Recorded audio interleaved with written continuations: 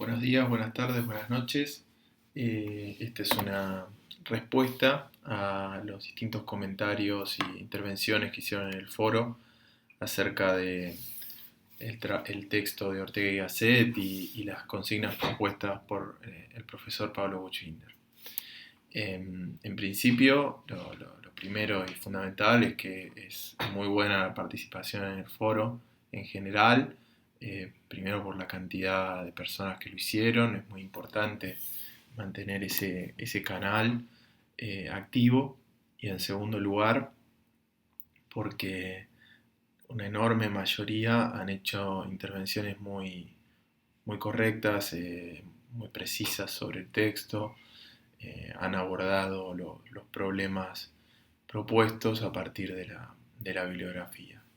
Siempre es importante recordar que este tipo de consignas lo que se intenta, lo que se incentiva es realizar un ejercicio. En este sentido, no es una reflexión final acerca de nuestras opiniones, nuestras observaciones sobre la universidad y la vida universitaria en cualquier momento o en el momento actual, sino ir construyendo esa reflexión o dar elementos para construir una reflexión eh, a lo largo de los meses de la cursada. ¿Sí? Yo entiendo bueno, que muchas personas aquí tenemos ideas muy fundadas sobre la vida universitaria, porque de hecho somos parte de ella y somos parte activa de ella, y muchas de las personas aquí quizás estudian estos temas desde antes, pero digo, es importante recordar que trabajamos en un proceso que pensamos que es de alguna manera acumulativo. Entonces, aquí la idea es centrarnos en las miradas que ofrece los autores que vamos a analizar. Antes de pasar a un comentario más general sobre los problemas planteados, ofrecidos por el texto de Ortega y Gasset, me gustaría hacer un comentario general sobre el autor, que entiendo yo, quizás muchas personas ya lo conozcan, a Ortega y Gasset, tengan algunas referencias previas. No está de más señalarlas en esta intervención, y luego sí pasar a una cuestión más precisa y puntual. Ortega y Gasset fue un autor español que nació en 1893 y murió en el siglo XX. Fue un autor fundamental de la primera mitad del siglo XX en España, sobre todo a partir de poco después de la Primera Guerra Mundial. Hay que entender me parece, dos grandes coordenadas de la vida de Ortega y Gasset y de la obra de Ortega y Gasset para enmarcar mejor o enmarcar con más precisión lo que él opina sobre la universidad. La primera cuestión es primera mitad del siglo XX en Europa, en el caso de España, signada también por la guerra civil. Me gustaría que pensemos en los niveles de violencia, en los niveles de brutalidad, de las confrontaciones sociales del viejo mundo en aquellos años.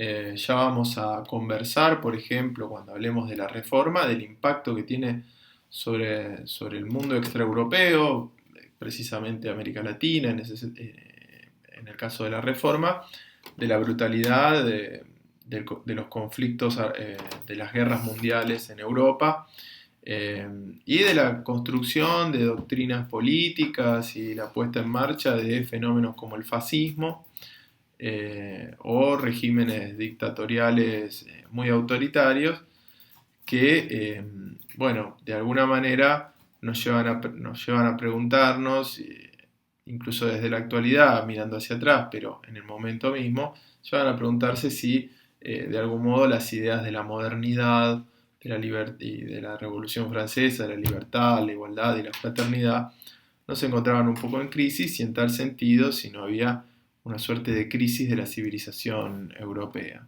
En ese marco, Ortega y Gasset es el marco general en el cual piensa Ortega y Gasset. Y el segundo elemento es que Ortega y Gasset está profundamente influido por, digamos, como filósofo, ¿no? Por ideas marco de algún tipo de evolución de la historia, de ciclos de la historia, y en ese sentido es una reflexión más bien, la obra de Ortega y Gasset y sus reflexiones sobre la universidad, inscritas en ideas de una totalidad de la historia de la humanidad, y no son reflexiones, digámoslo así, pensadas en función de problemas prácticos puntuales o de discusiones más técnicas de la universidad. En ese sentido, Ortega y Gasset tiene varias cuestiones de su obra general que se ven reflejadas en su reflexión sobre la universidad. La más importante tiene que ver, me parece a mí, con la cuestión de la fragmentación y la especialización, ¿sí? Que es algo que nosotros lo vemos en la vida universitaria en la actualidad, pero digo, ese planteo es interesante. Respecto de los peligros de cierta hiperespecialización y fragmentación que desconectarían de algún modo a los sujetos, y en este caso a los universitarios, del conjunto de la vida y de la civilización, ¿no? Es un recorte interesante, importante, ¿no? Porque de algún modo es algo que persiste en la vida universitaria como uno de los problemas, ¿no? Y en la vida moderna y posmoderna quizás. El tema de cómo quizás ciertos procesos de especialización no nos preparan para lo que son, digamos, las corrientes más generales de la vida social. Respecto de las preguntas puntuales que les presentó Pablo, bueno, en general están muy bien respondidas, ¿sí? Quienes van a la universidad, está claro que van las clases privilegiadas fundamentalmente en ese momento de España, y están muy bien. Algunas personas, muy pocas, la verdad, señalaron que digamos, ese privilegio también era un privilegio no solo de clases, sino de género, ¿sí? Y ahí hay que reconocer que, bueno, que Ortega no se explaya sobre ese tema, pero bueno, es algo que podemos saber a partir de la lectura, por ejemplo, de el texto de Charlet y Berger.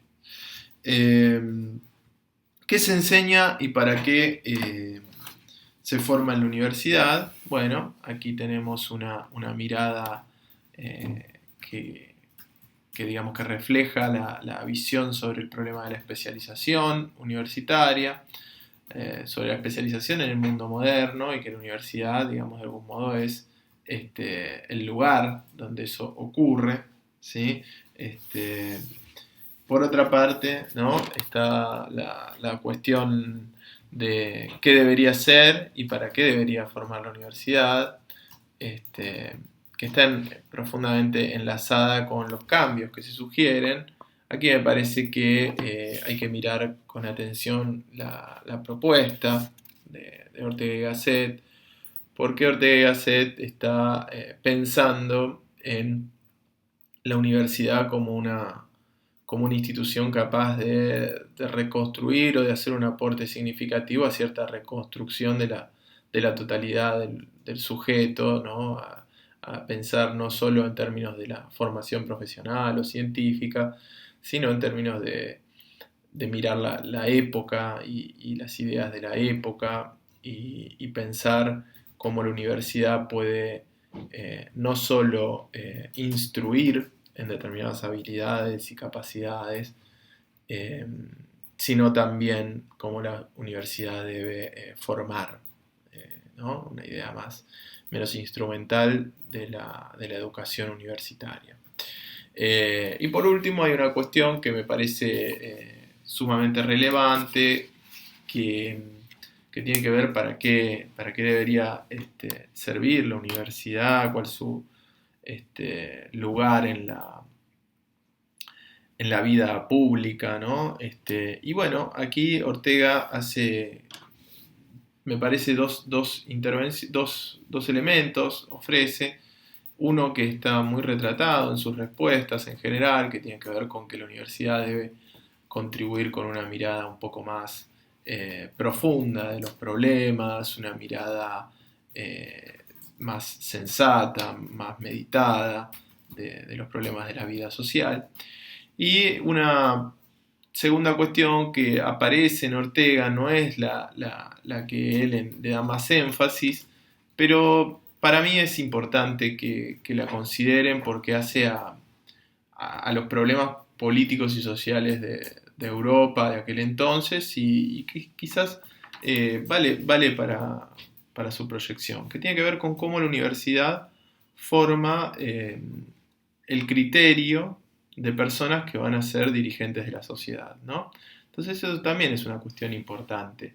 Ya lo vamos a ver, de hecho lo vamos a ver en la reunión de mañana, a partir de, por ejemplo, la formación de la universidad en el espacio rioplatense, lo pueden leer en el texto de Pablo Buchbinder, la cuestión de que de las universidades sale una parte muy importante, muy significativa de los grupos que dirigen las sociedades.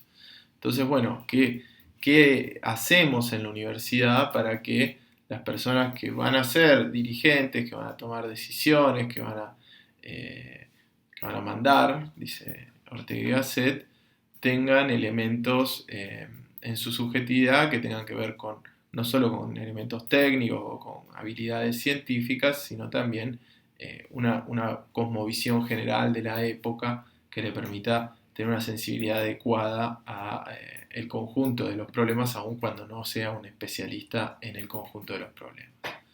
Bueno, este es mi comentario. De nuevo, felicitaciones por las intervenciones en los foros, están muy bien. Y nos vemos el viernes a las 17 horas en el encuentro sincrónico. Les mando un saludo muy grande.